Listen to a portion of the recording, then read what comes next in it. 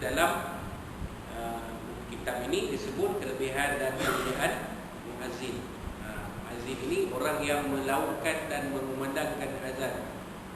Azan solat fardu 5 waktu. Baik. Antara kemuliaan umat Nabi Muhammad sallallahu alaihi wasallam ialah Allah SWT memberi keistimewaan azan. Terdapat banyak hadis menerangkan tentang kelebihan orang yang melakukan azan dan juga menjelaskan kemuliaan mereka dan keistimewaan yang diberikan oleh Allah Subhanahu wa taala. Jadi Allah SWT banyak memberikan keistimewaan kepada azan, kepada orang yang melakukan azan, iaitu muazzin. Banyak keistimewaan yang terkuat azan ni. Azan ni adalah syiar. Nak tahu kawasan itu ada orang Islam tak? Dengarlah. Buatnya dengarkan. Kalau ada lawangan azan, ada lawangan azan, ada lawangan Islam dalam kawasan itu. Walau di mana saja sekalipun, walaupun di negara-negara umat Islam ataupun di negara-negara yang minoritas umat Islam menjadi kumpulan minoriti, kumpulan kecil. Di mana-mana ada dilakukan azan, maka di situ adalah umat Islam. Azan ini adalah syiar. Macam juga agama Kristian, bila dengar bunyi loceng tungtang pagi Ahad, situ adalah orang Kristian. Bila pergi satu tempat, tiba terbau bau stanggi. Waktu maghrib terbau bau stanggi dibakar. Di situ adalah orang syiar. Kita pergi satu tempat pula, kita melihat kelibat manusia berpakaian kuning, berkepala botak, berpakaian kain kuning. Tak pakai apa-apa, pakai kain kuning tu. Di situ ada orang-orang, ada masyarakat Buddha. Kita pergi satu tempat, nampak tokong. Pergi satu tempat, nampak kuil. Itu semua syiar tu. Pergi satu tempat, nampak masjid. Itu tandanya di situ ada orang Islam. Dalam masjid dilakukan azan. Bila masuk waktu dilakukan azan, Allahu Akbar, Allahu Akbar. Maka tahulah kita di sana ada masyarakat Islam. Jadi azan ini adalah syiar. Maka Allah SWT memberi keistimewaan, banyak keistimewaan kepada azan, dan juga Nabi SAW banyak menerangkan tentang kelebihan orang yang melakukan azan. Itu dia. Tapi nak cari muazzin, nak cari Bilal susah. Macam nak cari imam, meninggal seorang nak cari susah ganti. Cari ganti susah. Bilal pun super juga. Nak cari Bilal, kalau meninggal seorang nak cari Bilal ganti susah.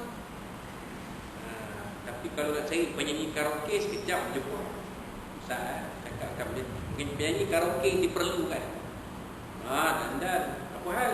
Bunyi nak suruh jadi Bilal masjid, klik. Pengurusan masjid keluar dari kota. Nak cari Bilal susah. Kalau sebut Bilal yang diperlukan, tak datang lah. Penyanyi karaoke diperlukan. Baiklah, sila hubungi Cik Naim, contoh, namakan aku sebenar, di WhatsApp. Saya dapat tahu ada iklan penyanyi karaoke diperlukan. Apa hal? Dia kalau punya karaoke, so dia karaoke dia suara sedap. Untuk apa? Untuk dilantik, dicalonkan jadi Bilal masjid. Kalau saya tak pandai karaoke, saya tanya, dia memang pandai, memang nyanyi karaoke sedap. Jadi dia sebut jadi Bilal, tak mahu dia. Inilah keadaan akhir zaman. Wahal banyak keistimewaan Allah Ta'ala beri kepada Tok Bilal, Tok Muazzin. Baik, kita uraikan satu-satu.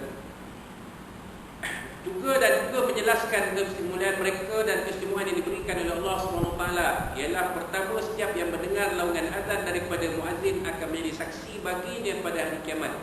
Bagaimana hadis berikut yang diriwayatkan oleh Sayyidina Abu Sa'id Al-Khudri radhiyallahu anhu, Rasulullah SAW telah bersabda, la yasma'u mada sautil muadzini jinnun wala insun wala syai'un illa yashhadu lahu yaumal qiyamah. Kama qala sallallahu alaihi wasallam, maksudnya suara muazzin yang didengar oleh jin, manusia atau yang lain. Ini terjemahan moden. Kalau terjemahan kitab kuning dia kata begini, tidak mendengar. Mada ni jarak. Tidak mendengar, mada ni jangkauan. Tidak mendengar jangkauan suara muazzin jin dan tiada juga manusia, dan tiada sesuatu jua pun melainkan menjadi saksi baginya pada hari kiamat. Anda nampak? Beza tak? Terjemahan kitab kuning dengan terjemahan moden. Ada beza? Ada beza. Maksud sama? Sama. Sebab kitab kuning ni penulis-penulis, ulama-ulama silam ketika tulis kitab kuning ni, mereka terbiasa dengan bahasa Arab. Jadi terjemah pun ikut gaya bahasa Arab. Kalau terjemahan moden, dia tak terikat dengan bahasa Arab. Terjemahan moden, bahasa Melayu moden lah. Macam yang kita sebutkan mula-mula tadi. Tapi maksud dia sama. Maknanya suara Tok Bilal yang didengar oleh manusia, sejauh mana pun, manusia ke, jin ke, sesiapa, apa-apa pun, haiwan ke, tumbuh-tumbuhan ke, kecuali semua itu akan menjadi saksi baginya pada hari kiamat. Manusia akan jadi saksi, haiwan akan jadi saksi, tumbuh-tumbuhan akan jadi saksi, jin akan jadi saksi. Kalau azan ni sampai berapa jauh pun, manusia mana yang ada mendengar azan itu akan jadi saksi untuk Tok Bilal itu pada hari kiamat di padang mahsyar. Ya Allah, kami semua menjadi saksi pada Tok Bilal ini melakukan azannya di masjid ini. Ya Allah, ini hebat tak hebat tuan? Kalau dah kalau tengok Imam Masjidil Haram azan ni kan, beribu-ribu manusia menjadi saksi. Bayang tu, besar dan kelebihan jadi Tok Bilal, jadi muazzin. Tapi kita tak ramai nak pun.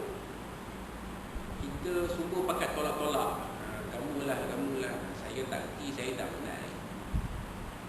Tapi bila jadi penyanyi karaoke, semua terdepan. Tak disuruh pun dia terdepan. Inilah dia tuan. Akhir zaman, ya, apa yang baik itu semua pakat tolak berlaku. Apa yang melalaikan tu semua pakat nak ke depan berlaku. Itu dia tuan. Ya, tapi kat sinilah tempat lain. Itu dia tuan. Dalam riwayat lain, wa fi riwayatin anahu yashhadu lahu kullu ratbin wa yabisin. Ya, atau maqal sebesar mafhumnya dipersaksikan baginya oleh setiap yang basah dan yang kering. Hadis riwayat Abu Daud.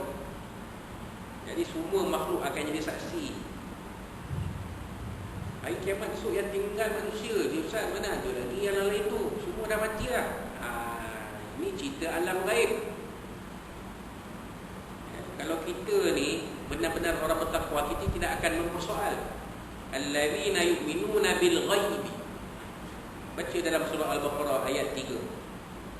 Bismillahirrahmanirrahim. Alif lam mim. Dzalikal kitabu la raiba fihi hudan lil muttaqin allazina yu'minuna bil ghaibi. Apa ciri orang bertakwa ni? Mereka beriman dengan perkara-perkara ghaib. Kalau ada Nabi sebut macam tu, kita sami'na wa ta'na lah, kita sami'na wa amanna. Kita dengar dan kita beriman. Ustaz tanyalah. Kita tanya pula, manusia esok pada masyarakat manusia yang ada Ustaz, haiwan semua mati lah. Habis macam mana haiwan tu jadi saksi bagi Tok Bilal nanti pada masyarakat pada hari kiamat? Jangan tanya. Seolah-olah kita mempersoalkan perkara-perkara gaib. Itu semua dalam kuasa Allah SWT. Allah Ta'ala berkuasa membuat apa saja. Wallahu bi kulli syai'in qadir. Allah Ta'ala Maha berkuasa atas setiap sesuatu. Kita pulang kepada Allah SWT. Yang penting kita beriman, kita yakin, kita percaya. Tok Bilal ni, kelebihan dia, salah satunya, semua akan jadi saksi untuknya di padang mahsyar pada hari kiamat. Habis cerita. Manusia dah confirm dah tentu ada di padang mahsyar. Yang lain tu, haiwan, tumbuh-tumbuhan, jin. Manusia jin tentulah, sebab manusia jin ni nanti akan imam masuk ke syurga ataupun masuk ke neraka nanti. Itu confirm lah. Sebab Nabi sebut tu. Kan, jinnun wala insun sebut.